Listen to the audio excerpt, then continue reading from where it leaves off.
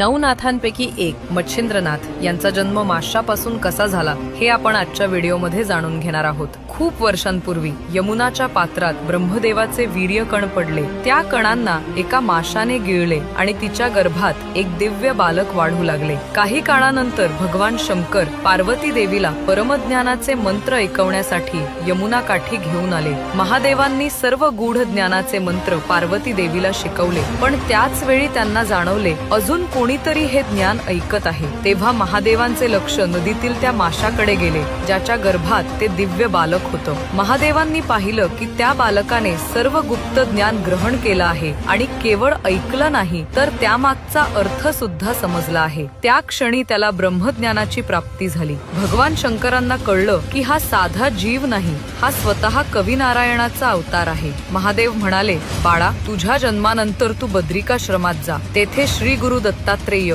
तुला पुढील ज्ञान देतील, असं सांगून महादेव आणि पार्वती तेथून निघून गेले। काही काळानंतर त्या माशाने किनाऱ्यावर एक अंडे दिलं। त्या अंड्यातून तेजस्वी बालकाचा जन्म झाला। एक कोळी तो बालक देवरूप समजून घरी घेऊन गेला आणि त्याचा सांभाळ करू लागला। त्याचा जन्म माशापासून झाला होता, म्हणून लोकांनी त्याला मच्छिंद्र असं नाव दिलं। मच्छिंद्राने वयाच्या 5व्या वर्षापर्यंत आई वडिलांची खूप सेवा केली, पण नंतर त्याने घर सोडलं आणि हिमालयाकडे प्रस्थान केलं। तेथे त्याने कठोर तपश्चर्या केली आणि त्याच वेळी श्री दत्तात्रेय प्रकट झाले। महादेवांनी सांगितल्याप्रमाणे त्यांनी मच्छिंद्रांना योग, तत्वज्ञान आणि सिद्धविद्या यांसारखं अनेक दिव्य ज्ञान दिलं आणि पुढे जाऊन हाच दिव्य बालक नवनाथांपैकी एक श्री मच्छिंद्रनाथ बनले। कलियुगात धर्माची पुनर्स्थापना करून त्यांनी सिद्धयोगाचा प्रचार संपूर्ण जगभर केला।